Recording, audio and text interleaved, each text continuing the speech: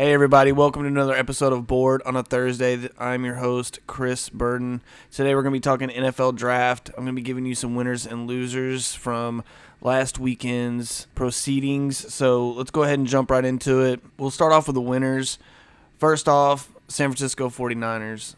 I loved what they did. They were able to find some sucker team in the Chicago Bears to give them a ton of draft picks to move down one spot, so that they could still get the guy that they wanted all along. Just to move down one spot, they ended up getting 2 third-round picks this year, a 4th-round pick, and then next year's 3rd-round pick. They stocked up, and again, they just moved down one spot. I don't think they were going for Trubisky anyways.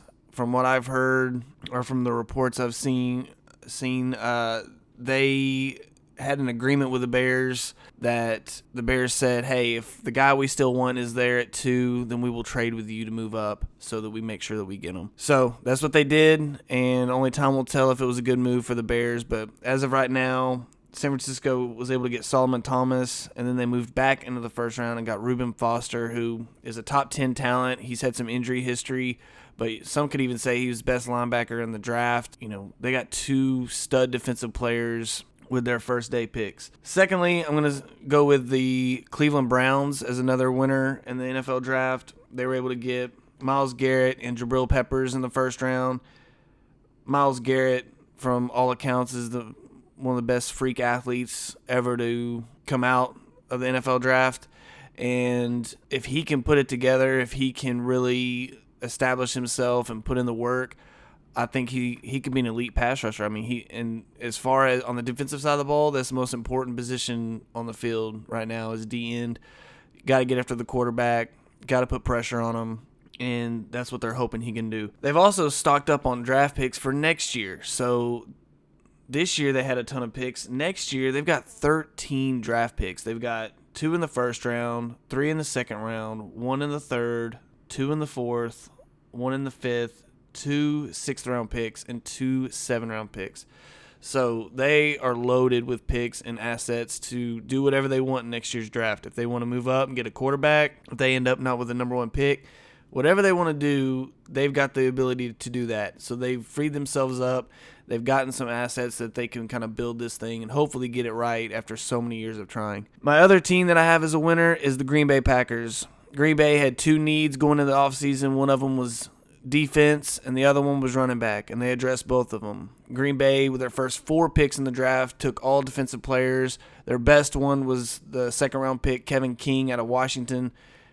From all accounts, he's going to be their number 1 corner. I mean, he can be a guy that can really turn your defense around on that end. I think he's going to make a big impact right out of the gate. They've got some other good defensive players, but they're either hurt at different times or they just can't gel at the same time. So hopefully they can shore up that secondary, starting with King, and get things going on that side of the ball, because we all know that Green Bay is going to be able to put up points as long as number 12 is back there.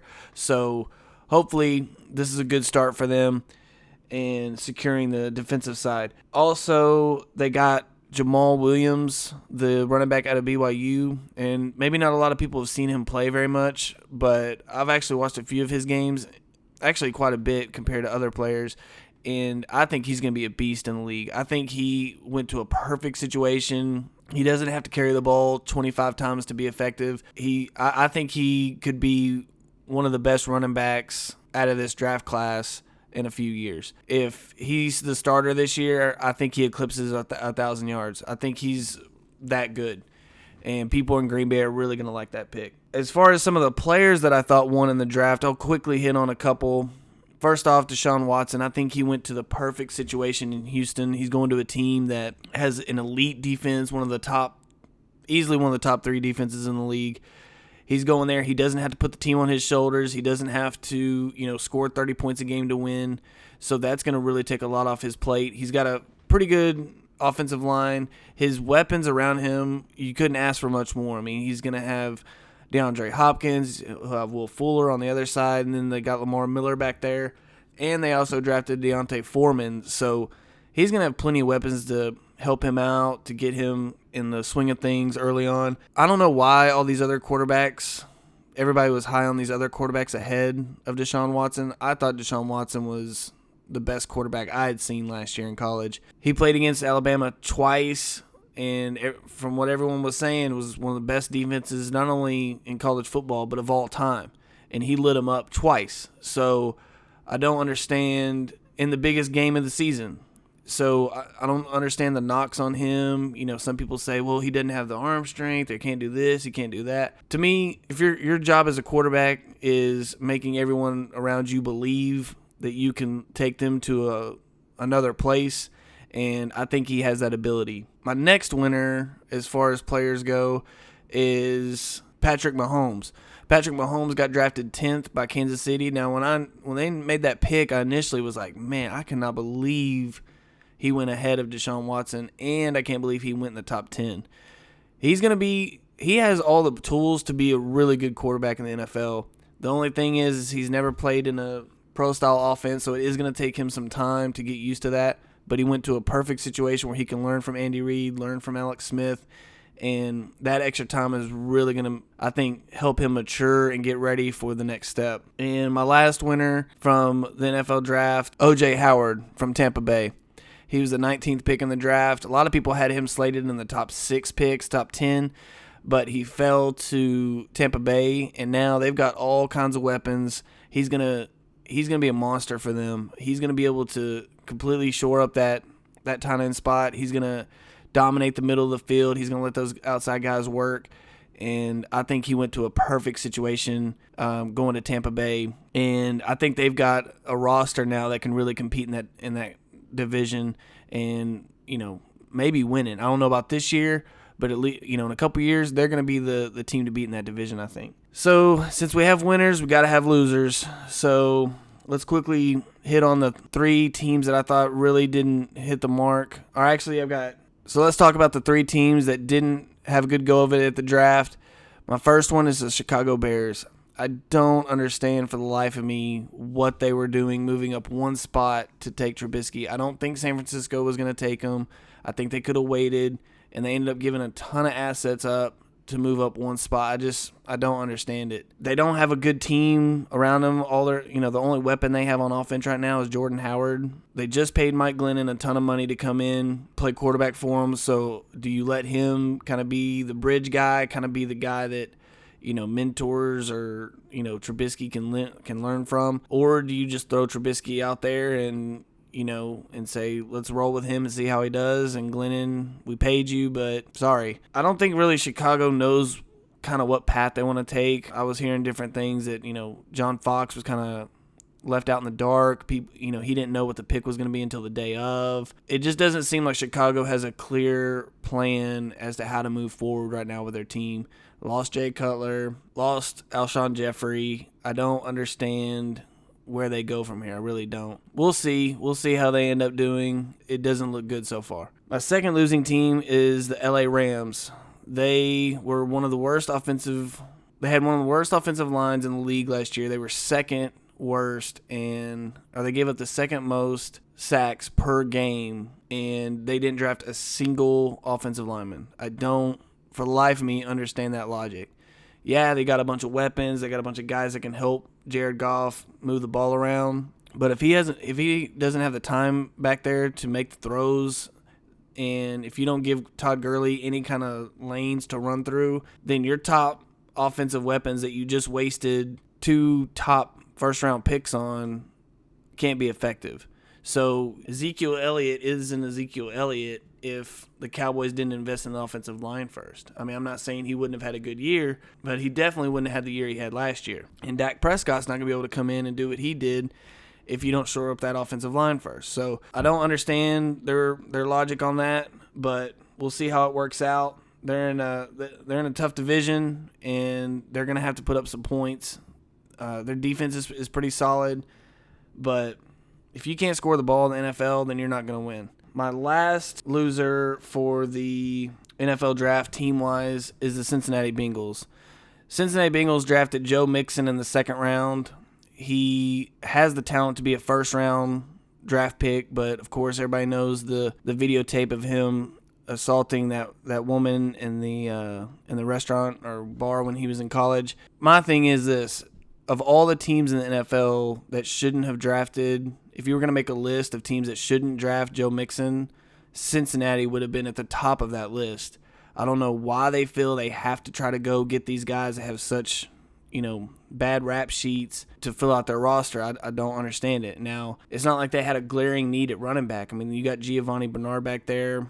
I'm not sure if Jeremy Hill's still there, but you have pieces that it wasn't a glaring need. A lot of people will say, well, Joe Mixon, he deserves a second chance.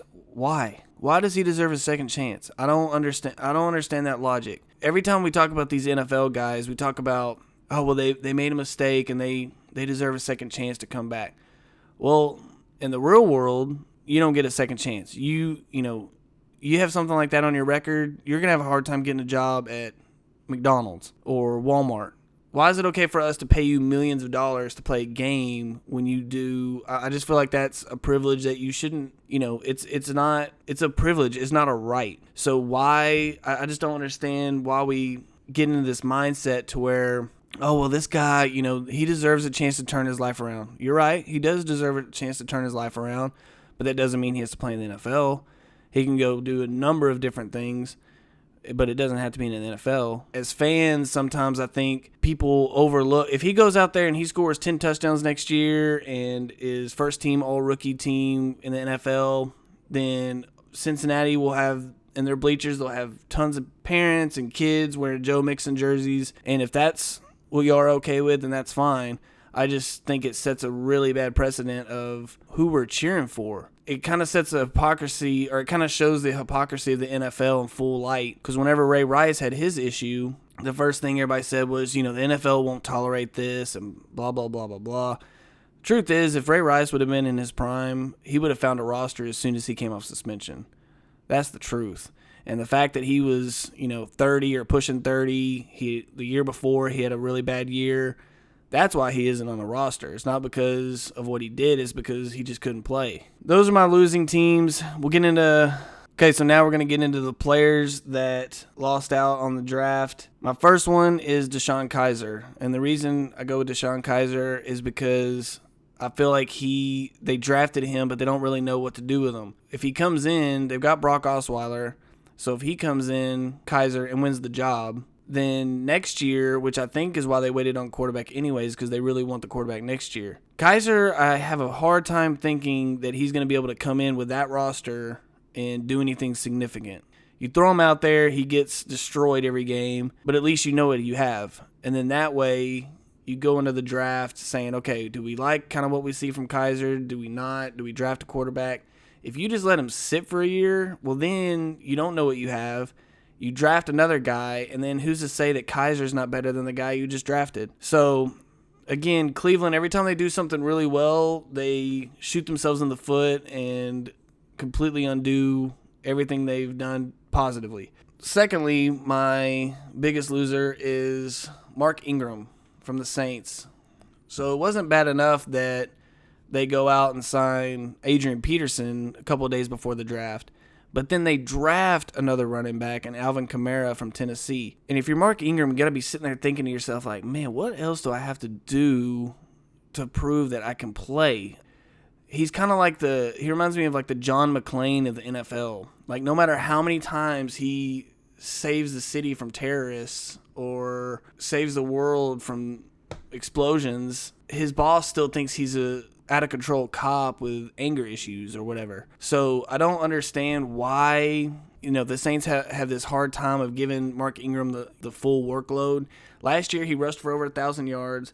He averaged 5.1 yards per carry, and he had 10 total touchdowns. 4 of those were from the passing game. He's one of the top, I'd say he's in the top half of running backs in the league for sure.